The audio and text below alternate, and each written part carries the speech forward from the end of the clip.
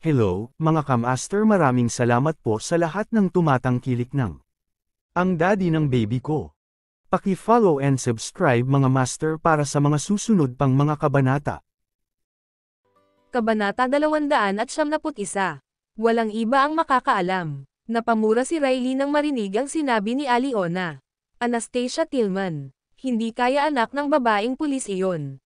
Interesting. Isang mapanganib na kislap ang sumilay sa kanyang mga mata sa susunod na sandali, at sa pamamagitan ng nakangagot na mga ngipin, siya ay umungol, ang nanay ay hadlang na. Hindi ko akalain na magkakaroon siya ng mas nakakainis na anak na babae. Si Riley ang nag-orchestrate ng kidnapping na nangyari kay Elliot noong siya ay 6.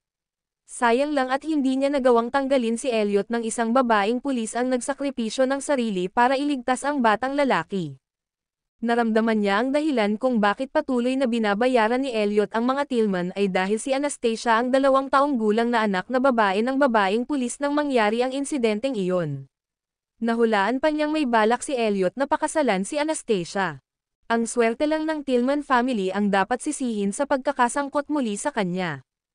Itinaas ni Aliona ang kanyang napakarilag na mukha para tingnan siya. Pare, nagpa siya na akong mag-strike. May tiwala akong kaya kung makuha ang puso ni Elliot.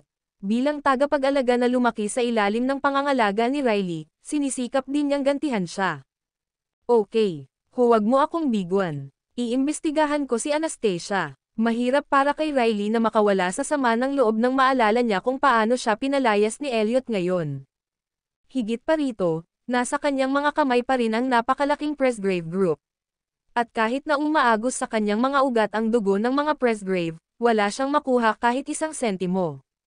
Pumasok si Harriet sa tahimik na silid ng villa para sa isang mabilis na pagbisita, at nang makitang nakatulog si Anastasia, maaari lamang ipaalam ni Harriet sa kanyang apo na alaga ang mabuti si Anastasia. Pinuntahan ni Harriet si Haley. Patuloy na umiiyak ang dalaga habang desperadong nagpapaliwanag sa sarili dahil sa takot na si Anastasia ang muntik ng malunod. Sa wakas ay nagpahinga na si Harriet ng gumabi na. Umupo si Haley sa kama habang si Daniel ay marahang minamasahe ang kanyang mga balikat. Daniel, sa tingin mo paano ko pa makukuha ang atensyon ni Elliot? Nang marinig iyon, sinubukan siyang kumbansihin ni Daniel, bakit mo pinapahirapan ang sarili mo ng ganito, Haley? Mabubuhay ka pa rin ng magandang buhay kahit na umalis ka kay President Presgrave. Hindi kanya hahayaang magdusa. Inilibot niya ang kanyang mga mata sa kanya at tumayo at nagtanong, ano ang alam mo? Siyempre, walang paraan na mauunawaan ni Daniel ang kanyang pagkabalisa. Kung sakaling dumating ang araw na naging asawa ni Elliot si Anastasia, matatapos na ang masasayang araw ni Haley, lalo na pagkatapos ng insidente ngayong gabi na tiyak na mas lalo siyang kinamumuhian ni Anastasia. Sa makatuwid, kahit na alam niya na ito ay lampas sa kanyang kapangyarihan, determinado si Haley na sirain ang relasyon nina Elliot at Anastasia sa kanyang sariling mga kamay sa anumang paraan. Haley, tila nahihirapang magsalita si Daniel habang nakatingin sa likod niya. She turned her head to look into his eyes, and just from his gaze alone, her instincts alone ang nagsabi sa kanya na malamang love na ang lalaki sa kanya pagkatapos nilang magsama ng 2 gabi. Matapos niyang malaman na mayaman siya, marami na siyang natamo na alindog na nagpa-inlove sa kanya ng mga tulad ni Daniel. Sa kasamaang palad, kahit na magiging maganda si Daniel sa hinaharap, hindi siya makapaghintay o mahulog sa kanya. Gawin mo lang ang dapat at huwag mong i-overthink ang iba. Pwede ka nang lumabas. Pagkatapos ay lumakad ito at tinapik siya. Si Elliot lang ang lalaki para sa akin. Pero kami, pinutol niya ito at binalaan, huwag mong pag-usapan iyon. Ikaw at ako lang ang nakakaalam nito. Walang ibang makakaalam, nakakaintindi.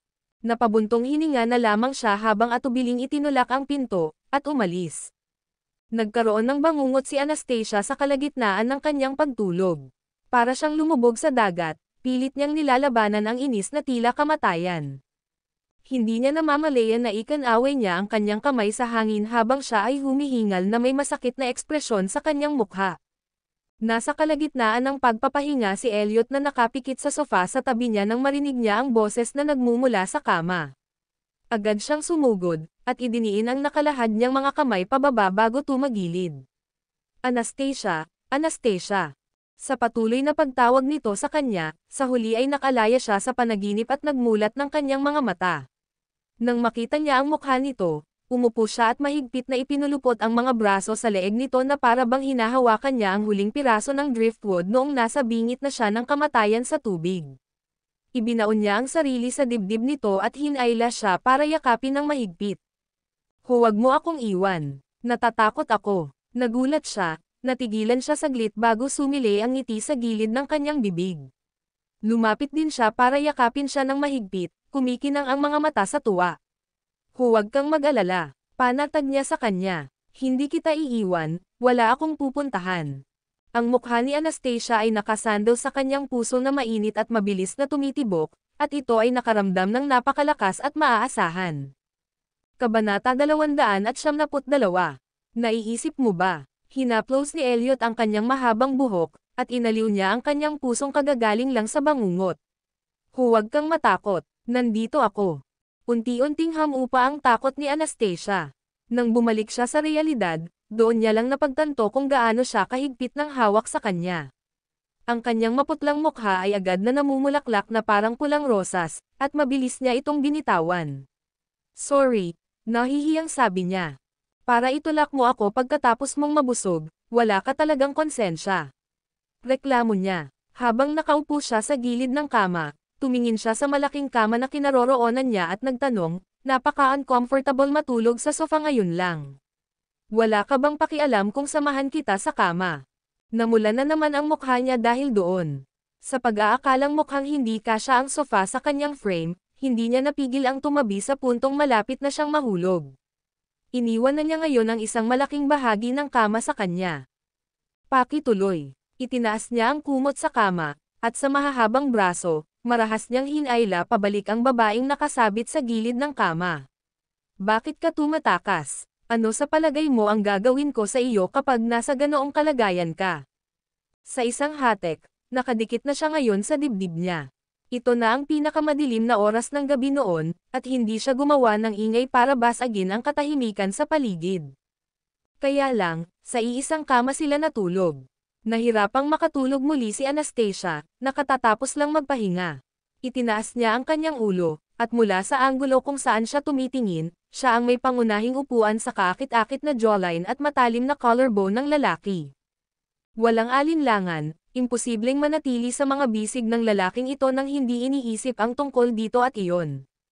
Matulog. Sa sandaling patayin ang ilaw, at dumilim ang kanyang paningin, hinawakan siya ng malaking palad sa likod ng kanyang ulo at idiniin siya sa dibdib ng lalaki. Binigyan mo ba ako ng CPR sa harap ng lahat ng bisita? Naisip niya ito pagkatapos ng insidente, at ito ay tila isang makatutuhanang hula. Ma'am, naaalala mo ba? Ang kanyang magaspang na boses ay nanggaling sa itaas ng kanyang ulo.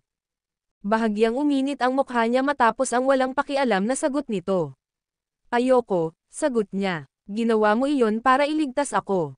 Gayunpaman, medyo nahihiya pa rin siyang isipin kung paano niya ito nagawa sa harap ng maraming tao. Mukhang hindi ka na makatulog, bigla niyang tanong muli, medyo nakakaakit at mapanganib ang boses. Hindi niya napansin ang tono nito, at mabilis niyang ipinikit ang kanyang mga mata at sinabing, matutulog ako. Natutulog ako ngayon. Gusto niyang ibahagi ang kanyang nararamdaman noon, bigla niyang binato ang tanong sa kanya. Anastasia, alam mo ba kung gaano ako nataranta at natakot nang magkapor ako sa iyo? Bumilis ang tibok ng puso niya nang marinig ang sinabi nito. Kung iisipin niyang siya ang nakahiga doon, sigurado siyang mararamdaman din niya ang nararamdaman niya. Alam ko, alam niyang sagot. Naputol lang ang kanyang mga salita nang bigla siyang hinayla ng kamay sa likod ng kanyang ulo. Sa dilim ng silid, ang mga labi niya ay tinakpan ng lalaki sa sumunod na sandali. Isang parusa para sa kanya ay overdone na dahil ginawa niya itong gulo nang mangyari ang insidente. Ma'am, ang kanyang sensitivity ay tila tumaas nang hindi siya makakita sa dilim. Ngunit sa huli, ang lalaki ay wala talagang ibang ginawa, at pinarusahan lamang siya ng isang halik.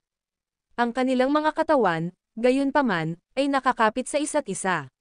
Ramdam na ramdam nila ang bawat pulgada ng init ng isa't isa. Sa sobrang gulat niya ay agad siyang nagkunwaring natutulog. Natatakot siyang baka tulungan, siya nito muli kung mananatili itong gising.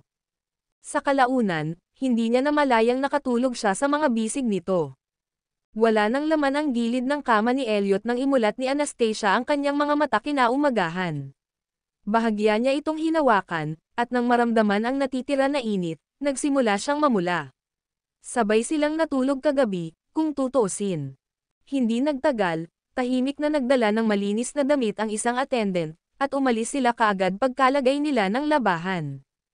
Bumangon din si Anastasia sa mga oras na ito upang maligo, at pagkatapos ay nagsuot siya ng malinis na mahabang damit. Itinulak niya ang pinto at lumabas upang hanapin ang kanyang telepono, kung saan kalaunan ay nakita niya ito at ang kanyang bag sa sala.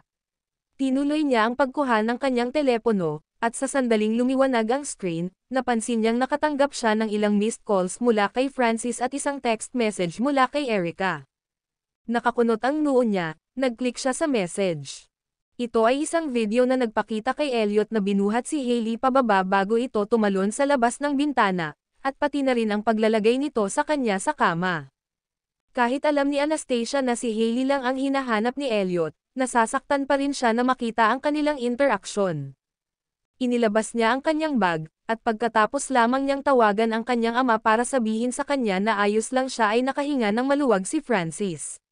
Talagang tinakat mo si Dad sa pagkakataong ito. Huwag kang mag-alala, tatay, ayos lang ako. Pagkatapos ay bigla niyang itinanong ang hindi inaasahang tanong. Sabi ni Erica, tinulak mo si Hailey. Ginawa mo talaga yon. Kabanata 273. Akala ko kaya natin ito. Hindi ko siya tinulak, nahulog siya sa sarili niya. Ito ay isang bagay na hindi kailanman inamin ni Anastasia. Sige, pinagkakatiwalaan ka ni tatay. Mapalad na walang nasawi na buhay. Huwag mo nang gawing muli ang ganitong uri ng gulo. Alam din niya na nag-alala siya sa kanyang ama, kaya maamo siyang sumagot, salamat itay. Pinaalalahanan niya ang sarili na bantayan si Hailey sa hinaharap dahil mas nakakatakot at mabisyo si Hailey kaysa sa naisip niya. Mas gugustuhin niyang panoorin siyang malunod kaysa iligtas siya kung hindi dahil hindi niya alam na marunong siyang lumangoy kagabi. Gayunpaman, ito ay para sa isang katotohanan na ang pinsala ay ginawa sa magandang reputasyon ni Anastasia kagabi. Hindi lang alam ng buong Presgrave family na may tinulak siya sa tubig, tumanggi din siyang humingi ng tawad, at may binugbog pa. Pinili rin ni Erica ang perpektong oras para ihayag ang ginawa ni Anastasia 5 taon na ang nakakaraan.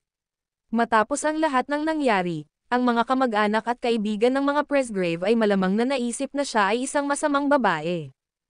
Hindi magiging mahalaga kung hindi siya nagpakasal sa Presgrave family. She wouldn't associate with those people anyway. But still, nag-aalala siya sa sandaling ito. Ano ang iyong tumatakbo sa paligid para sa? Nasa kalagitnaan siya ng pag-zonang sa hardin nang may mahinang boses ng lalaki na tumawag mula sa likuran. Nang marinig iyon, lumingon siya para tingnan ang tao, at nakita niyang si Elliot pala ang lumalapit sa kanya. Sa sandaling ito, ang lalaki ay nagmistulang Diyos habang ang sikat ng araw sa umaga ay tumama sa kanya. Napakagwapo niya sa ibabaw ng pagiging matangkad at nakakatakot. Ang pagiging isang kaakit-akit na lalaki ay isang katotohanan na kailangan niyang aminin sa kabila ng kung gaano siya nag-aatubili. Sa takot sa irregular na pagtibok ng puso niya dahil sa pagtitig sa kanya, dali-dali niyang ibinaba ang tingin. Hindi ako tumatakbo. Gusto kong bumalik. Iuuwi na kita. Babalik si Jensen mamaya, pagpapalam nito sa kanya. Dahil ayaw niyang maglaan ng oras, agad niyang tinanggihan ang alok nito. Maaari kang magpadala sa akin ng iba kung abala ka. Wala nang mas mahalaga kaysa sa iyo. Pagkatapos niyang magsalita ay inabot niya ang kamay niya para hawakan siya. Mag-almusal ka muna bago ka umalis. Huwag mong gut-oman ang sarili mo. Hindi ako nagugutom, diretsyong sabi nito sa kanya. Wala siyang ganang kumain. Gayunpaman, ang lalaki ay sanay na maging mapagmataas. Kailangan mo pa rin kumain, hiling niya, hindi nag-iwan ng puwang para makipagtalo siya. Pagkatapos niyang pumayag at makapag-almusal, muli siyang nakatanggap ng tawag mula kay Harriet. Nag-aalala ang matandang babae sa kanyang kalagayan. Para hindi siya mag-alala, patuloy na sinasabi ni Anastasia sa kanya na ayos lang siya. Agad niyang ibinaba ang tawag. Matapos maiuwi ni Elliot si Anastasia, pinuntahan niya ang batang si Jensen sa hapon. Nakatanggap siya ng tawag mula kay Elliot pagkatapos noon. Tumawag siya upang ipaalam sa kanya na hindi siya maghahapunan sa bahay, at ang katulong ay maghahanda ng hapunan para sa kanila. Natutuwa siya na walang ideya si Jensen tungkol sa nangyari kagabi. Natatakot siyang takutin ang kanyang anak. Kapag oras na para matulog, hindi niya namalayang nakatulog siya nang kasama niya ang kanyang anak. Sa sobrang lalim ng tulog niya ay nakatulog siya kahit na dumating si Elliot para tingnan si Jared. Hindi niya ito inistorbo, at bumalik na lamang sa kanyang silid. Kinabukasan, ipinadala ni Anastasia ang natapos na draft ng drawing kay Felicia. Iyon ang kwintas na idinisenyo niya para kay Elliot na handa na para sa produksyon. Si Elliot ay nasa opisina ng presidente ng Presgrave Corporation nang lumitaw ang isang pagkabalisa na pagsimangot sa kanyang mukha pagkatapos niyang basahin ang isang abiso sa screen. Paano siya nakapasok ng ganoon kabilis? Tanong niya. Hindi napigilan ni Ray na pumunta sa harapan niya para tingnan. Tapos tumawa siya ng malakas. Ikaw mismo ang pumunta at ipinakita ang iyong mukha, Young Master Elliot. Paanong hindi ito mabilis? Inilagay ni Elliot ang kanyang mga braso sa armrests habang nakasandal siya sa kanyang upuan. Akala ko kaya natin itong i-drag kahit ilang buwan lang. Hindi naman siguro natin maibabawas ang ganitong uri ng balita, di ba? Hindi ito magiging madali. It is a good thing that brings light to good and evil. After all, nahihiyang sagot ni Ray. Baka hindi madala sa kanila ang resultang hinahanap nila kung si Ray ang humawak. Nang marinig iyon, nainis lang si Elliot, sana hindi niya ito makita. President Presgrave, maaari mong lubos na hilingin kay Miss Tillman na tumira sa iyo. Sigurado akong papayag siya. Walang kumpiyansa, umiling si Elliot sa kaliwat kanan. Hindi naman. Hindi siya madaling kumbansihin gaya ng pagpapakita niya. Si Anastasia ay nasa hardin ng villa ni Elliot na nag-swipe sa screen ng kanyang telepono habang binabasa niya ang balita. Isang pamilyar na pangalan sa isa sa mga headline ang biglang nahadjap ng kanyang mga mata, na nagpatigil sa kanyang pag-iisip. Natapos na ang pag-crackdown sa isang malisyosong insidente sa panlipunan. Si Lawrence Clavel, ang pangunahing salarin na nasangkot sa pagkawala ng 2 buhay, ay inaresto at ikinulong. Lahat ng kasangkot na may sala ay hinarap ng batas. Nang makita iyon, agad na napatalon si Anastasia sa tuwa habang bumubulong sa sarili, kaya naaresto ang thug na ito, ha? Kabanata 274. Pagkagutom. Nag-click si Anastasia sa larawan na mayroon ding video na naka-embed sa ibaba nito. Siguradong si Lawrence ang lalaking nahuli, ang mabangis na mabangis noon. Ngayong nakakulong na siya, hindi na niya kailangang palaging mag-alala tungkol sa kaligtasan nila ni Francis. Bukod dito, ang likas na katangian ng kanyang krimen para sa pagkakaroon ng 2 buhay na nawala sa pamamagitan ng kanyang mga kamay ay napakahirap na malamang na hindi makalabas si Lawrence sa bilangguan sa buong buhay na ito ay tinawagan agad ni Anastasia ang kanyang ama at sinabi sa kanya ang mabuting balita. Nagkataon lang na nakita rin ito ni Francis, at nag-cheer siya, oo. Kung ano ang nangyayari sa paligid ay dumarating. Tay, kung ganito ang kaso, baka umuwi ako at manatili doon sa susunod na 2 araw, sabi niya kay Francis. Bakit hindi ka manatili sa lugar ni Young Master Elliot ng mas matagal? Hindi ako makapal ang balat para manatili rito, tatay. Iuuwi ko na si Jared. Siya ay palaging isang taong hindi gustong magdulot ng gulo sa mga tao. Sige, bumalik ka dito kasama si Jared. Ito ay magiging mas komportable para sa iyo sa bahay. Magbabayad ako at bibisitahin ang maliit na si Jared nitong 2 araw. Okay, sagot niya bago ibinaba ang tawag. Kailangan kong banggitin ito kay Elliot ngayong gabi. First time ni Erica na bumisita sa villa ni Hailey. Nang makita niya itong marangyang villa na nag-iisa, halos lumuwa ang mga mata niya sa inggit. Tulad ng isang tao na unang nakakita sa malaking lungsod pagkatapos manirahan sa kanyang buong buhay sa isang nayon, nagsimulang maglakad-lakad si Erica sa bungalow at papunta sa cloakroom at master bedroom. Hailey, napakaswerte mo, bulalas niya. Ang Presgraves ay nagbigay sa iyo ng napakagandang buhay. Maaari mong gugulin ang natitirang bahagi ng iyong buhay sa pagpapakasawa sa kayamanan at kasaganaan. Tara na, naghanda ako ng 2 regalo para sa iyo. Erica, gusto kong hawakan mo si Anastasia mula ngayon. I will share whatever good stuff I have with you, pahayag ni Hailey habang sinusubukan niyang kunin ang magandang panig ni Erica.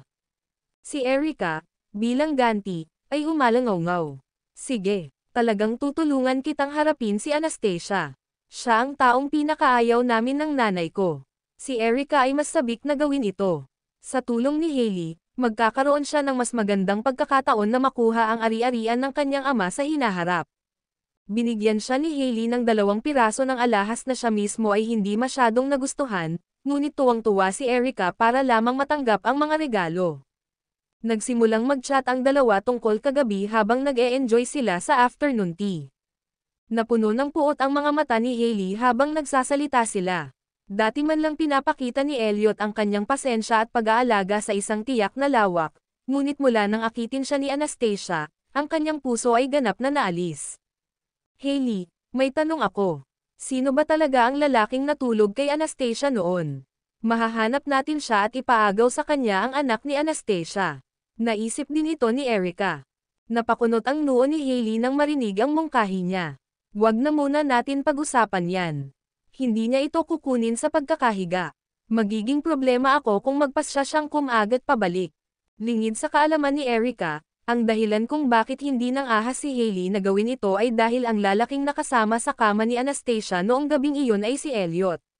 Buti na lang iniiwasan ni Anastasia na pag-usapan ang nangyari noong gabing iyon. Tiyak na matutuntun niya ito pabalik kay Elliot kung mag-iimbestiga pa siya rito. Tiyak na malalaman ni Anastasia na ang kanyang anak ay kay Elliot din. Iyon ay maglalapit lamang sa kanila pagdating ng panahon. Tumanggaw naman si Erica. Okay. Hahanap tayo ng ibang paraan para makitungo sa kanya. Nakaisip na talaga si Hailey ng paraan na siguradong makukuha niya ang atensyon ng kanyang Elliot. Hindi nagtagal ay umalis sina Erica at Hailey para sa hapunan sa sports car ni Hailey nang sumapit ang gabi, kung saan nagsimulang maghangad si Erica sa buhay ng isang mayamang tao. Alam niya na ang mana ng kanyang ama ang magpapayaman sa kanya, at kailangan niyang tiyakin na hindi ito maaagaw ni Anastasia. Ang nakalistang kumpanya ni Francis ay nagkakahalaga ng higit sa $1 bilyong. Kahit na ayaw niyang patakbuhin ang negosyo sa hinaharap, maaari pa rin siyang maging isang mayamang babae kung ibebenta niya ito sa halagang ilang daang milyon. Lalong nagugutom si Erica sa mayamang buhay na ipinakita sa kanya ni Hailey. Pagsapit ng gabi, nagsimula ng maghanda ng hapunan ang mga katulong sa villa ni Elliot. Kalahating oras nang naglaro ng soccer sina Anastasia at Jared, at pareho silang bumalik sa kanilang silid para maligo. Sa sandaling iyon, 2 sinag ng headlight ang kumikinang sa bakuran sa labas ng villa. Bumalik na ang may-ari ng lugar. Si Elliot, na nakasuot ng itim mula ulo hanggang paa, ay pumasok sa maliwanag na bulwagan. Young Master Elliot, magalang na bati sa kanya ng mga katulong. Nasaan sila? Kabanata 275. Bubble Bath. Si Miss Tillman at Young Master Tillman ay naliligo sa itaas. Kasabay nito, umakyat si Elliot ng may malalawak na hakbang, kung saan dumiretso siya sa silid ni Anastasia. Pumunta na si Jared sa playroom matapos siyang hugasan ni Anastasia. Siya na ngayon ang maligo sa banyo. Pinaglaruan niya ang mga bula habang binabad ang sarili sa bathtub. Ang isip niya ay nag-iisip ng paraan para sabihin kay Elliot na uuwi na siya. Pagkatapos ng lahat, dinala siya ng lalaki at ang kanyang anak dahil sa kabaitan. Hindi na niya kayang durugan muli ang puso nito. Naisip ni Elliot na nasa kalagitnaan siya ng pagpapaligo sa kanyang anak, at dahil sa balak nitong sumama sa kanila, hindi niya akalaing itinulak niya ang pinto ng banyo. Sa sandaling iyon, nagtama ang kanilang mga mata nang ang isa sa kanila ay nakatayo sa pintuan, habang ang isa ay nakahiga sa bathtub. Dahil sa gulat ay napasigaw siya at napaupo ng tuwid. Maliban sa maliit na tuwalya na nakatikip sa mahahalagang bahagi, si Elliot ay may magandang hitsura sa kanyang maputi at malambot na pang-itaas na katawan. Hindi lang si Anastasia ang nagulat. Kahit si Elliot ay hindi makapaniwala na mali ang napili niyang oras para pumasok. Noon lang niya naramdaman ang panginginig sa itaas na bahagi ng katawan niya sa kanya na pagtanto ang katangahan niyang ginawa dahil sa pagkabigla. Gayunpaman, nang malapit na siyang mahiga, nadulas siya sa mga bula, naiwan lamang ang kanyang pares ng mga kamay na nagpupumiglas sa ibabaw ng tubig. Anastasia, sa pagkakataong ito, Wala na siyang pakialam sa kung ano-ano pa habang nagmamadali siyang lumapit sa mahabang hakbang, at umabot sa tubig para saluhin ang nahihirapang babae. Sa sandaling iyon, halos mamatay siya sa kahihiyan sa lugar. Basang-basa siya mula ulo hanggang paa, at kahit na may bula sa kanyang buhok at katawan, malamang na wala itong nagawa sa pagtatakip sa kanya. Para siyang bagong panganak na sanggol sa kanyang mga bisig. Ang tanging magagawa na lang niya ngayon ay takpan ang kanyang mukha gamit ang kanyang mga palad. Halos umiyak siya nang magmakaawa siya. Elliot, ibaba mo ako. Bumaba ang malalim nitong mga mata sa katawan niya noon, at tila nagdilim sa hindi maipaliwanag na emosyon. Hanggang kailan ka titingin? Muntik na siyang masira nang mapansin niyang tahimik itong nakatingin sa kanya. Nang sa wakas ay ibinalik niya ito sa tubig sa paliguan, umupo siya roon na nakakunot ang katawan habang nagsimulang magalit. Get out, she hissed. Itinikom lamang niya ang mananipis niyang labi para pigilan ang ngiti, ngunit marahan pa rin niyang sinabi sa kanya, maligo ka ng maayos. Pagkasabi niyon ay lumabas na siya at isinara ang pinto sa likuran niya. Naiwan siyang malungkot na tinakpan ang kanyang mukha ng mag-isa sa silid. Napahawak na lamang siya sa kanyang kalungkutan na makitang wala sa kanya ang lalaki. Mabilis niyang hinugasan ang mga bula sa kanyang katawan at isinuot ang kanyang damit. Maya-maya ay nagpakawala siya nang nakahingang maluwag nang lumabas siya at nakitang wala na si Elliot. Sinasamahan niya talaga si Jared noon. Gayunpaman, hindi tulad ng dati niyang sarili na laging makinis sa paglalaro ng Rubik's Cube, hindi man lang niya mapantayan ang bilis ng maliit na lalaki dahil abala ang kanyang isip sa isang body figure na nakita niya kanina. Mr. Presgrave, nanalo na naman ako, pagmamalaki ni Jared habang ipinagmamalaki niyang iwinagayway ang Rubik's Cube sa paligid. Inabot ni Elliot at hinaplos ang kanyang ulo, at pinuri niya, ang galing mo, Jared. Inaamin ko ang pagkatalo ko. Ang maliit na lalaki ay tila nakakuha ng isang mahusay na pakiramdam ng tagumpay pagkatapos marinig ang kanyang mga salita. Nilinggan ni Elliot ang oras noon. Sa tingin ko ay oras na para bumaba tayo para sa hapunan. Habang naglalakad palabas si Elliot na hawak ang maliit na kamay ni Jared, nagkataon ding lumabas ng kwarto si Anastasia. Agad siyang nakaramdam ng sobrang kahihiyan na gusto niyang lumubog sa lupa. Parang hindi na kailangan para sa kanya kahit nabalutin niya ang katawan niya ng kumot. Kahit na nakasweater siya, ang paraan ng pagtingin nito sa kanya ay nagpapanik sa kanyang pakiramdam na nakatayo ito sa harapan niya na walang suot. Ibinalik siya ni Jared sa realidad nang bigla siyang lumingon sa kanya at sinabing, Mommy, let's go downstairs for dinner. Manam, okay, let's go. Pagkatapos ay nauna siyang bumaba sa hagdan, na nagpaikot sa mga sulok ng labi ni Elliot. Siguradong iyon ang eksenang hinding-hindi niya makakalimutan sa buong buhay niya. Kahit na ang lahat ng nangyari sa loob ng maikling minuto, walang bagay na hindi niya na-appreciate ng husto. Sa kabilang banda, desperado si Anastasia na itago ang sarili sa isang butas kung kaya niya. Ang init ng mukha niya sa buong hapunan. Naiinis din siya sa lahat sa tuwing dumapo ang mga mata nito sa kanya. Pagkatapos ng hapunan, ipinasyal ni Elliot si Jared. Sa halip na sumama sa kanila, umupo si Anastasia sa gilid ng hall habang ginagamit niya ang kanyang telepono. Binigyan din niya ng pansin ang pagpapatuloy ng kaso ng korte ni Lawrence. Tila imposibleng makalabas si Lawrence at ang kanyang mga goons sa kulungan pagkatapos ng 2 kaso ng pagpatay na ginawa nila. Kabanata 276. Walang laman na salita lang yan. Ito ay naging 9:30 PM sa isang punto. Walang kamalay-malay na humikab si Anastasia habang nakatingin sa labas ng bintana at napansin ang taglagas na kalangitan sa gabi. Tila malapit na ang taglamig. Sa sandaling ito, nakarinig siya ng tunog mula sa main entrance ng villa, nahulaan niya na bumalik sina Elliot at Jared mula sa kanilang paglalakad. Paglabas niya para salubungin sila, nakita niya si Elliot na nakahawak sa natutulog na si Jared sa kanyang mga bisig habang ang isang coat nito ay nakatikip sa katawan ng bata. Nagulat siya, nagmadali siyang lumapit at nagtanong, paano siya nakatulog. Napagod si Jared sa paglalakad. Dadalhin ko siya sa kwarto. Pagkatapos sabihin iyon, nagsimulang maglakad si Elliot sa hagdanan gamit ang mahahabang paa habang mahigpit na sinusundan sila ni Anastasia. Si Elliot ay kumikilos na bilang isang ama. Dahan-dahan niyang inilagay si Jared sa kama, hinubad ang kanyang coat at sapatos, Tinakpan siya ng kumot, isinilid sa kanya, at sinukli ang kanyang itim na buhok sa kanyang noo bago niya siniil ng halik ang malinaw na noo ng bata. Nagulat siya habang nakatayo sa pintuan at pinapanood ang kanilang interaksyon. Totoo ba ang pagmamahal ni Elliot kay Jared?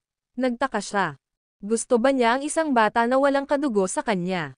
Tulala pa rin siya nang lumakad ang lalaki papunta sa kanya at sinamantalang yakapin siya sa bewang.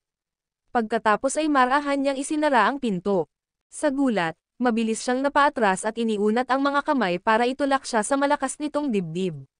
Gayunpaman, ang lalaki ay sadyang dumaikit sa kanya, ang kanyang malalalim na mga mata ay nagpapakita ng isang napakaraming emosyon. Ang eksena sa banyo na ngayon lang ay nag-apoy sa kanya. Elliot, huwag. Tahimik siyang tumingin sa kanya. May sasabihin ako sa'yo. Tila nahulaan niya na mangyayari ito, at mabilis niyang itinuro ang direksyon ng sala sa ikalawang palapag, doon tayo mag-uusap. Sinundan siya nito na may pagkasimangot sa mukha. Mukhang wala talaga siya sa magandang mood. Biglang tumalikod sa kanya ang lalaking naglalakad sa unahan at nag-alok, maaari kitang lingunin kung sa tingin mo ay hindi patas. Ilang segundo lang ay naintindihan niya ang mga sinabi nito. Ayoko, bulong niya habang nahihiyang nakatingin sa kanya. Well, ang iyong pagkawala. Ang lalaki na ngayon ay nasa likod niya ay parang sobrang confident. Umupo siya sa sofa na namumula ang mukha, at galit na pinandilatan siya nito. Pwede ka bang kumatok bago ka pumasok sa susunod? Akala ko pinapaliguan mo si Jared. I apologize, seryoso niyang sabi. Siya ay nasa mali pagkatapos ng lahat. Ayaw na niyang pag-usapan pa ang bagay na ito dahil nangyari na ito. Ang pagtatalo tungkol dito ay makakadagdag lamang sa kanyang kahihiyan. Bilang isang taong nagsilang ng isang bata, hindi mahalaga sa kanya ang lahat. Salamat sa pag-aalaga at pagprotekta sa amin ni Jared sa lahat ng oras na ito. Nakita ko ang balita kaninang hapon na naaresto na si Lawrence. Dahil ligtas na tayo ngayon, wika niya sa kanyang isipan, napagpasyahan kong iuwi si Jared sa aking tahanan bukas. Nagsalubong ang kilay ni Elliot dahil doon. Naging maayos ang lahat sa iyong pananatili rito. Bakit kailangan mong umalis? Hindi ko kayang abalahin ka pa, ako. Gusto ko kapag ginawa mo. Pinutol niya ito sa kalagitnaan ng pangungusap, nakatutok sa kanya ang malalim nitong mga mata. Gusto sana niyang magpaalam sa kanya ng maayos, ngunit nang marinig niya ang pagharang nito sa kanya, kumurap siya ng ilang beses at nagbulang-bulungan, pwede bang huwag mo akong gambalain? Anastasia, hayaan mo akong bili, kita. Pangalan ng presyo. Nakaupo sa madilim na sofa, mukha siyang marangal, makadiyos na hari. Nagsimula siyang maramdaman na ang kanyang pamamaalam ay lalong lumalayo sa kurso nito dahil sa kanya.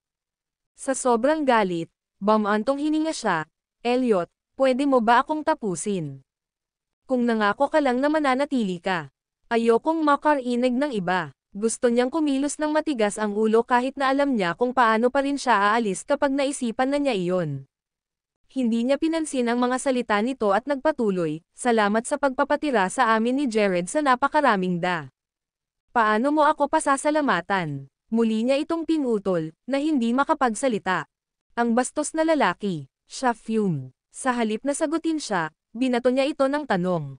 Paano mo ako gustong magpasalamat? Alam mo kung ano ang gusto ko. Ibinalik niya iyon sa kanya. Dahil alam niyang ito ay isang bagay na hindi niya sasang-ayon, siya ay tumahimik at napabulalas, paano ko malalaman kung ano ang gusto mo? Kaya mga walang laman na salita lang iyon noong sinabi mong gusto mo akong pasalamatan. Nagkunwaring masama ang loob ng lalaki. Syempre sincere ako don. Lumipat ang mga mata niya sa madilim na pagtitig sa ibang lugar. Pero hindi mo alam kung ano ang gusto ko, bulong niya. Para siyang inabando ng bata sa mga sandaling ito. Kabanata 297. Elliot, itigil mo na. Lamambat ang puso ni Anastasia, at bumantong hininga, ano ang gusto mo, kung gayon?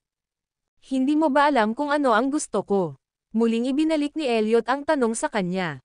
Walang kabuluhan kung kailangan niyang sabihin sa kanya ang hakbang-hakbang tungkol sa pagnanais na mahalin siya nito. Nang makitang naputol na ang pag-uusap, bigla siyang may naisip bago siya tumayo at sinabing, salamat sa pag-aalaga sa amin sa lahat ng ito, Pangulong Presgrave. Huli na. Dapat tayong magpahinga. Magandang gabi. Lalagpasan pa lang niya ito nang tumayo rin ito mula sa sofa habang hawak siya sa palso. Pakiusap, huwag kang pumunta. Huwag mong ilayo sa akin si Jared, pakiusap niya. Nang marinig iyon, tumigil si Anastasia sa paglalakad, bumilis ang tibok ng kanyang puso. Ano bang pinagsasabi niya? Naisip niya. Bakit siya nagsasalita na parang iniiwan ko siya sa pag-alis? President Presgrave, please, bitiwan mo ang kamay ko. Wala siyang lakas ng loob na lumingon sa kanya. Anastasia, tawag niya. Ito ay hindi magalang na makipag-usap ng nakatalikod na nakaharap sa iba. Tingnan mo ako sa mata at sabihin mo sa mukha ko. Pagkasabi noon ay inikot siya nito sa kanyang mga balikat at kinurot ang kanyang baba gamit ang kanyang malaking palad habang pinipilit siyang tumangala. Inangat niya ang ulo niya at tumingin ng diretso sa mga mata ng lalaki. Napansin niya ang pag-asa at, nakakagulat, isang pahiwatig ng pagkasira sa kanyang mga tingin. Kitang-kita niya ang refleksyon nito sa pagitan ng mahahabang upper at lower lashes nito. Elliot, itigil mo na. Kaya lang niyang bitawan siya sa frustration. Wala siyang ideya kung paano siya mananatili sa tabi niya. Pagkalabas niya ay napaatras siya, tumalikod, at bumalik sa kanyang silid. Ramdam na ramdam pa rin niya ang diin ng matinding titig nito sa kanya. Nagpumilit pa rin siyang iuwi ang anak bukas. Babalik na siya sa trabaho, at para sa kanyang anak, nagpasya siyang ipatala siya sa isang pribadong kindergarten na may mas mahusay na mga hakbang sa seguridad. Ni Anastasia o ang lalaki sa master bedroom ay walang magandang tulog ng gabing iyon. Nasa kalagitnaan siya ng pag-iimpake ng mga gamit kinaumagahan ng kinatok ni Elliot ang kanyang mga buko sa pintuan bago pumasok. Nang matapos siyang mag-impake, lumingon siya sa kanya at humiling, kailangan kitang guluhin para pasakayin kami. Panahon na para mag-aral si Jared sa ibang paaralan, bigla niyang nabanggit. Alam ko, makikipag-ugnayan ako sa isang mas magandang paaralan. No need for that, agad niyang tinanggihan ang ideya niya. Nakuha ko na si Jared ng pwesto sa isang prestihiyosong kindergarten pagkatapos makipag-ugnayan sa kanila. Maaari na siyang magsimulang pumasok sa paaralan bukas. Malapit ba ito sa Burgwa? Tanong niya. Malapit na. Iyan ay mahusay. Paano ang bayad sa paaralan? Hindi naman siya mayaman na babae, kung tutuusin. Napataas ang kilay niya dahil doon. Hindi mo kailangang mag-alala tungkol dito. Ako na ang bahala sa mga bayarin niya sa school. Hindi ko papayagang gawin mo iyon. Babayaran kita, mabilis nitong sagot sa kanya. She didn't want to owe him anything, instead, he only unexpectedly said, masakit na relasyon ang pinag-uusapan ng pera. Baka maging anak ko siya balang araw. Responsibilidad ko na palakihin siya. Saglit siyang nanatili sa silid na walang imak. Pagkatapos niyang maalis ang kanyang pag-iisip, umupo siya sa kama at agad na hinanap ang lahat ng prestihiyosong kindergarten malapit sa Burgwa. Nakakita lang siya ng isa na ang taunang tuition fee ay humigit kumulang $288,000. Bahagya siyang natigilan nang makita ang mga numero. Bakit ito napakamahal? Tanong niya sa sarili. Hindi nakakagulat na ayaw niyang sabihin sa kanya. Siguradong nag-aalala siya na hindi niya ito kayang bayaran. Ngunit sa katunayan, hindi ito isang halaga na maaari niyang suportahan sa kanyang maliit na sweldo. Nagpatuloy siyang maghanap muli ng isa pang kindergarten sa paligid ng kapitbahayan, ngunit napabuntong hininga lamang siya sa pagkabigo nang makakita siya ng ilang pampublikong kindergarten na may sistema ng lottery. Walang paraan na i-enroll niya si Jared sa makulimlim na paaralang ito. Mga 10 p.m., hinatid ni Elliot ang mag-ina sa bahay. Sa wakas ay narating nila ang lugar kung saan naroon ang bahay ni Anastasia pagkatapos ng isang oras na pagmamaneho. Pagkaraang itulak niya ang pinto ng kanyang bahay ay agad siyang nakaramdam ng higit na pagka-relax. Nilinggan niya si Elliot at sinabing, President Presgrave, hindi kita papaalisin kung may trabaho kang aasikasuhin. I am not busy. Maikling sagot niya bago siya umupo sa sofa at pinasama si Jared. Nagsimulang maglinis noon si Anastasia. Siya ay abala sa paglilinis ng silid na bahagyang mas malaki sa 100 metro kwadrado, at hindi nagtagal ay nagmukhang bago ang bahay. Saktong pag-aayos niya ng likod, may nag-abot sa tabi niya ng isang basong tubig. Sinimulan niya itong inumin na may ngiti sa labi nang makitang anak niya ang nagdala. Napakabait na bata ng baby Jared ko, bulong niya. Magpahinga ka na, Mommy. Hindi pagod si Mommy. Pagkatapos niyang maglinis, pumunta siya sa supermarket sa ibaba para bumili ng pagkain para sa gabi. Inabot siya hanggang gabi bago siya mag-grocery, ngunit nandoon pa rin si Elliot nang siya ay umuwi. Parang naging komportable siya minsan. Siya ay personal na nagluto ng hapunan sa gabi, at si Elliot ay umalis lamang pagkatapos kumain ng kanyang bahagi. Bago siya umalis, ipinaalam niya sa kanya, sunduin ko si Jared para sa paaralan bukas. Kabanata 278. Nag-donate ng $5 milyong. Hindi ko pa rin iniisip kung papasukin ko ba si Jared sa paaralang iyon, sagot ni Anastasia. Hindi mo kailangang isipin ito, sabi ni Elliot. Nakapagdesisyon na ako para sa iyo. Umalis na siya pagkatapos isara ang pinto sa likuran niya. Iniisip niya kung dapat ba niyang ituloy ang desisyon. Napagdaanan niya ang pilosopiya ng pagtuturo ng paaralang iyon, at tila napakahusay ng lahat. Sa huli ay nakatulog siya pagkatapos magdebate tungkol sa kanyang dilema buong gabi. Kinaumagahan ay dumating na sa oras na imulat niya ang kanyang mga mata. Dumating si Elliot at kumatok sa kanyang pinto sa ganap na 8 p.m. Wala pa talaga siyang naiisip na sagot sa kabila ng kanyang walang tulog na gabi, kaya hinawakan ni Elliot ang kamay ni Jared at sinabing, "Let's go. Ihahatid na kita sa bago mong school." Hindi ko pa naiisip. Hinailan niya pabalik ang kanyang anak. Kailangan kong pag-isipang muli. Susuriin ko ang iba pang mga paaralan sa lugar ngayon. Muling hinailan ni Elliot ang kabilang kamay ng maliit na lalaki. Hindi ba ako nag-donate ng $5 milyong nang walang kabuluhan kung si Jared ay hindi nag-aaral dito? Ano? Pakiramdam niya ay nag-short circuit ang kanyang utak. Nag-donate ka ng $5 milyon. Hindi siya makapaniwala na nagbigay talaga siya ng donasyon para lang sa kanyang anak na makapag-aral. Habang siya ay nagyelo pa rin sa pagkabigla, dinala ni Elliot si Jared sa elevator. Nagmamadali siyang sumunod sa kanila papasok ng elevator, at ang gulo pa rin ng ulo niya nang tingnan siya at tanungin. Talaga bang nag-donate ka ng $5 milyong? Ma'am, casual niyang sagot habang inaayos ang kanyang cufflinks. Bakit hindi mo ito pinag-usapan sa akin? Nag-hysterical siya matapos marinig ang pagkumpirma nito.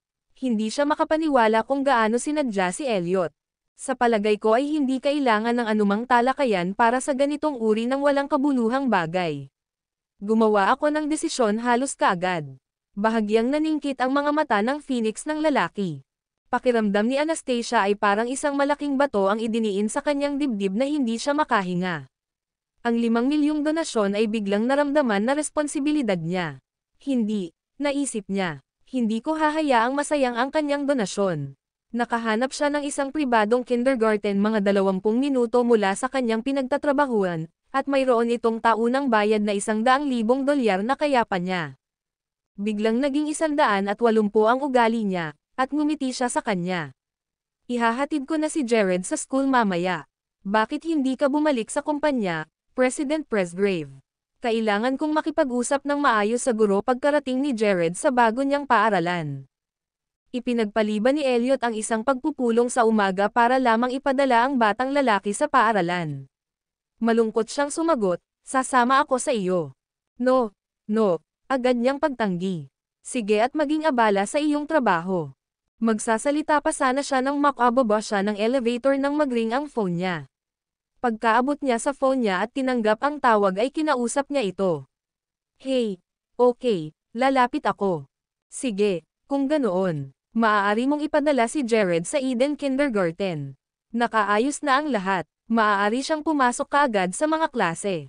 Tuwang-tuwa si Anastasia nang makita niyang sa wakas ay may negosyo na si Elliot, at masaya siyang nagpaalam sa kanya. "Okay, salamat sa pagiging mabait, Paalam." Pagkatapos nilang panoorin ng anak niya ang sasakyan ni Elliot na papaalis, hinawakan niya ang kamay ng anak niya at sinabing, "Jared, ihahatid ka ni Mommy sa bago mong paaralan." Tara na. Pagkatapos ay hinatid niya ang kanyang anak sa paaralang pinili niya. Bagamat hindi ito top-notch, hindi naman ito masama. Inaprubahan din niya ang mga hakbang sa seguridad. Gayun din, ang paaralan ay tila mas ligtas dahil ito ay nasa tabi ng istasyon ng pulisya. Mapalad siya na nagkataon na nagkaroon ng pwesto para kay Jared dahil sa isang bata na nag-drop out. Kahit na si Jared ay isang transfer student na pumasok sa klase sa kalagitnaan, hindi siya natatakot na mapunta sa bagong kapaligiran. Alas 11 na ng 11 AM nang dumaan siya sa lahat ng admission procedures. Pinanood ni Anastasia ang kanyang anak na dinala sa klase ng isang guro, at kumaway siya sa kanya. Jared, sasanduan ka ni Mommy mamayang hapon. Masayang nagpaalam ang binata bago siya umalis para makita ang mga bago niyang kaklase. Walang pinapalampas, pumunta si Anastasia upang bisitahin ang nangungunang pribadong kindergarten sa sentro ng lungsod. Ang guro ay naghihintay na dumating si Jared upang hawakan ang pagpasok, ngunit si Anastasia ang lumabas. Inako ni Anastasia ang posisyon bilang katulong ni Elliot upang mahanap ang kanyang daan patungo sa opisina ng punong guro, kung saan sinimulan niyang talakayin ang donasyon. Hindi naman siya nahiya na humingi ng refund dahil hindi naman dito nag-aral si Jared. Noong una ay hindi natuwa ang punong guro, ngunit habang patuloy na iginigiit ni Anastasia ang refund, maasim na mukha lamang ang maibibigay ng prinsipal sa kanya. Makalipas lamang ang isang oras nang makuha ni Anastasia ang bank card para sa $5 milyong na refund, sa wakas ay nakaalis na siya ng maluwag sa loob. Kabanata 299. Miss Tillman, anong ginagawa mo? Si Anastasia ay bumalik sa Burgua pagkatapos noon. Habang siya ay nanananghalian kasama si Felicia sa labas, sinabi sa kanya nang huli na si Elliot ay hindi pa nakapunta sa Burgua mula nang mag-leave si Anastasia. Panunokso niyang idinagdag, sa tingin ko ikaw lang ang dahilan kung bakit pumunta si President Presgrave sa kumpanya. Agad na uminit ang mukha ni Anastasia. Si Felicia ay tila isang taong nakakakita sa lahat ng bagay. Sinabi rin niya kay Anastasia na may bagong designer na dumating sa hapon dahil sa pagpapalawak ng negosyo. Ang taong iyon ay isang medyo misteryosong tao na hindi alam ni Felicia ang kasarian, at tila may airborne arrival sa kumpanya. Para dumating ang taga-disenyo sa ganoong paraan, tiyak na mayroon silang ilang uri ng relasyon kay Pangulong Presgrave, ang haka-haka ni Felicia. Nang marinig iyon, hindi maiwasan ni Anastasia na isipin ang sarili, kamag-anak kaya ito ng pamilya Presgrave. Sa 2:30 PM, pumunta si Anastasia at binati si Lily, ang assistant na nagtatrabaho sa General Office. Pinaalalahanan niya si Lily na ipaalam sa kanya sa sandaling makarating si Elliot sa kumpanya. Inaayos niya ang mga pinakabagong email na natanggap niya nang tumunog ang landline, at mabilis siyang nakipag-ugnayan para kunin ito. Hi, maikling bati niya, kung saan ang boses ni Lily ay nanggaling sa kabilang dulo ng tawag. Miss Tillman, dumating na si President Presgrave. Nakuha ko. Salamat. Pagkatapos niyang ibaba ang tawag, kinuha niya ang bank card na may $5 milyong mula sa kanyang bag.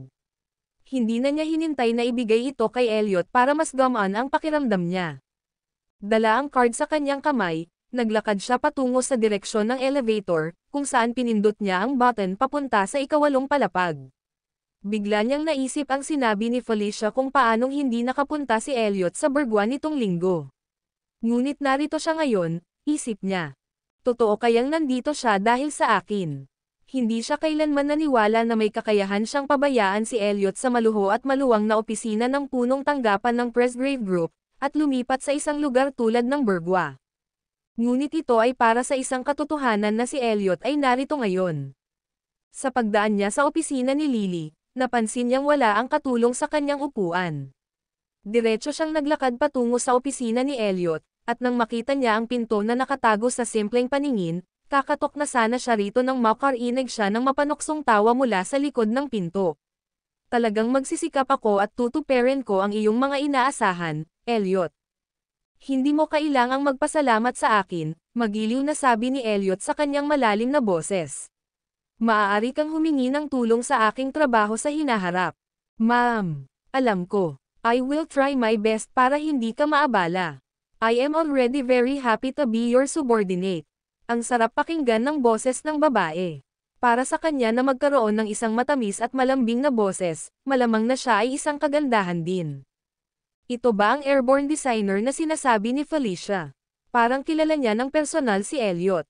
Nanlamig ang kamay ni Anastasia sa himpapawid habang ang maraming pag-iisip ay nagsimulang lumangoy sa kanyang isipan. Biglang nahiya ang babae habang umaasang magsalita. Libre ka ba ngayong gabi, Elliot? Gusto kitang i-treat sa isang pagkain. Naghinala si Anastasia na maaaring isa ito sa mga anak ng kamag-anak ng mga Presgrave, ngunit nang marinig niya ang kanyang malandi na tono, halatang hindi sila magkadugo. Malamang, gusto rin ng babae ang lalaki. Si Elliot ay isang dreamboat, pagkatapos ng lahat. Hindi siya tumanggi o pumayag. Ngayong gabi, titingnan ko kung may oras ako. Napakamangha kung paano mo pinamamahalaan ang isang malaking kumpanya. Puno ng paghanga ang boses ng babae. Nang marinig iyon, nagpakawala ng mahinang tawa si Elliot at sumagot, nakakapagod minsan. Kaya naman gusto kitang bilhan ng masarap na hapunan ngayong gabi at tulungan kang magpahinga. O sige, sabihin mo lang oo. Ang babae sa loob ng opisina ay half seducing at half pleading. Ang kanyang malambot na boses ay tila kapaki-pakinabang sa pagpaparinig sa kanya ng mga lalaki. Miss Tillman, anong ginagawa mo? Biglang tanong ni Lily sa walang emosyong boses. Nagulat si Anastasia sa biglang pagsulpot ni Lily. Ni hindi niya napansin na nakasandal na ang itaas na bahagi ng katawan niya. Sa sandaling iyon, nawalan siya ng balanse, at bigla niyang binuksan ang pinto ng opisina sa harap niya habang napadpad siya sa opisina ni Elliot. Panik niyang itinaas ang ulo, only to see Elliot sitting at the desk, and there was a young woman in a suit na nakasandal sa desk niya. Nakapatong ang kanyang baba sa kanyang mga palad habang nakasuot siya ng cute at kuting na hitsura. Hindi sapat ang lakas ng loob na tingnan ang mukha ng lalaki, iniyuko ni Anastasia ang kanyang ulo at nauutol habang humihingi ng tawad. So, sorry sa abala. Hindi ko sinasadyang makagambala. Please, ipagpatuloy mo ang ginagawa mo. Kabanata 300. Ang pinakamagandang tulala sa mundo. Bakas sa mukha ni Aliona ang pagkadismaya. Sinasadya ba niya ito? She fused habang nakatingin kay Anastasia. Talagang alam niya kung paano pumili ng pinakamasamang timing. Sa lahat ng oras na maaaring dumating siya, kailangan lang niyang piliin na magpakita ngayon. Bumagsak ang mapanlinlang na tingin ni Elliot sa babaeng kakapasok lang, at agad siyang natuwa. Nakikinig ba siya sa labas? Matapos mabawi ni Anastasia ang kanyang kalmado, nagsimula siyang magpaliwanag sa seryosong paraan. Humihingi ako ng tawad, kararating ko lang. Babalik ako mamaya kapag naputol ko ang usapan nyo. Tatalikod na sana siya at aalis pagkatapos niyang sabihin iyon nang may tumawag sa likod. Sandali lang. Nilinggan ni Elliot ang babae sa kanyang mesa at sinabing, Aliona, pumunta ka muna at pamilyar ka sa opisina mo. Ang plano ni Aliona na imbitahan siya sa hapunan ay agad na nabigo dahil sa intervention ni Anastasia. She pursed her lips and smiled as she replied, Got it, Elliot. Alis na ako, kung ganoon. Nagkatinginan ang dalawang babae habang nilalampasan ni Aliona si Anastasia. Sa kabila ng sama ng loob, nagawa ni Aliona na batiin si Anastasia ng magalang. Hello, sabi niya. Hello, sagot ni Anastasia sa parehong magalang na boses. Pagkasara pa lang ng pinto sa likod niya, wala siyang ibang nagawa kundi ang tumangala sa lalaking nakaupo sa desk. Gayunpaman, nang magtama ang kanilang mga mata, ibinaba niya ang kanyang ulo habang naglalakad palapit sa kanya. Pagkatapos ay maamo niyang inilagay sa harap niya ang bank card na mahigpit niyang hinawakan, ibinabalik ko ito. Sinundan ng tingin ni Elliot, at nang makita niya ang card, bahagyang kumunat ang noo niya habang nagtatanong, ano ito? She cleared her throat then. Ito ang 5 million donation na nakuha ko mula sa Eden Kindergarten. Mangyaring kunin ito. Agad na bumagsak ang gwapong mukha ni Elliot. Hindi siya makapaniwala na makakakuha si Anastasia ng refund sa likod niya. Hindi mo ba ipinadala si Jared sa paaralang ito? Galit siyang tumayo, ang malaki at matangkad nitong katawan ay nakataas sa kanya. Nagulat siya, napatras siya at mabilis na nagpaliwanag, mayroon akong limitasyon. Maibibigay ko lang kay Jared ang pinakamagandang edukasyon sa abot ng aking kakayahan. Hindi ako makakaasa sa tulong mo. Galit na galit siya matapos marinig ang mga sinabi nito na nagsimulang sumakit ang dibdib niya. Inabot niya upang ayusin ang harapan ng kanyang pangitaas, at nagpakawala siya ng mahabang hininga. Saan mo siya pinadala?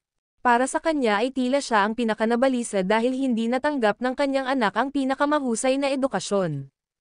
Nagpapasalamat pa rin siya sa pag-aalala nito sa kapakanan ng kanyang anak, kaya inaliw niya ito. President Presgrave, alam kong gusto mo si Jared, pero hindi mo talaga kailangang mag-alala. Pinapasok ko siya sa ibang private school. Ito rin ay isang medyo disenteng paaralan. Pakitago ang card. Nang tumalikod na siya para umalis matapos sabihin ang kanyang feel, narinig niya ang malamig na ungol na nagmumula sa likuran. Ano ngayon mo lang narinig? Tanong ni Elliot sa kanya. Huminto siya sa paglalakad at umiling. Wala akong narinig. Ang pangalan niya ay Aliona Dora. Anak siya ng matalik na kaibigan ng aking ama. She will be your colleague from today onward, casual niyang paliwanag. Gaya nga ng naisip ni Anastasia, siya ang babaeng sinabi ni Felicia na nasa hangin dito. Paglingon niya, pinuri niya, oh, ganoon ba? Napakaganda niya. Pagkatapos ay tumingin siya sa lalaki na may pag-aalalang mga mata. Napansin niya ang kakaibang titig nito, at sumimangot siya nang magtanong, ano ang gusto mong sabihin? Mukhang mahal na mahal ka niya. Dapat may intensyon siyang ituloy ka. Kailangan mong samantalahin ang pagkakataon, Pangulong Presgrave, pabirong sagot niya. Maging mas kumpiyansa. Hindi siya mas maganda kaysa sa iyo. Ipinatong niya ang dalawang braso sa mesa habang tinitigan siya ng nag-aapoy na mga mata. Natigilan siya ng ilang segundo, at nagsimula siyang magsalita tungkol sa sarili niya. Paano ako maganda? Normal lang ako. Hindi ko kayang ikumpara sa kanya. Hindi mo ba narinig ang kasabihan na ang pag-ibig ay nagpapaganda sa lahat, at ang kagandahan ay nasa mata ng tumitingin? Kahit na maging tanga ka balang araw, ikaw pa rin ang pinakamagandang tanga sa mundo para sa akin, nanunokso nitong saway sa kanya. Galit na inilibot niya ang mga mata sa kanya. How dare he call me a idiot? Siya ang tanga, hindi ako. Sunduin ko si Jared sa iyo sa gabi. Gusto ko ring tingnan ang bago niyang paaralan. Sa wakas ay tinanggap na ng lalaki ang kanyang ayos. Hindi iyon ang unang pagkakataon na tinanggihan niya ang tulong nito. Ang pagtanggi sa kanya ay isang katangian na nagpabuo kay Anastasia kung sino siya. Nakasanayan na niya ito. Hindi maiwasan ni Elliot na maging kakaiba kung paano lahat ng babaeng lumalapit sa kanya, kasama si Aliona na nakilala niya ngayon, ay gagawin ang lahat para makuha ang atensyon niya. Si Anastasia sa paanuman ay ang tanging pagbubukod.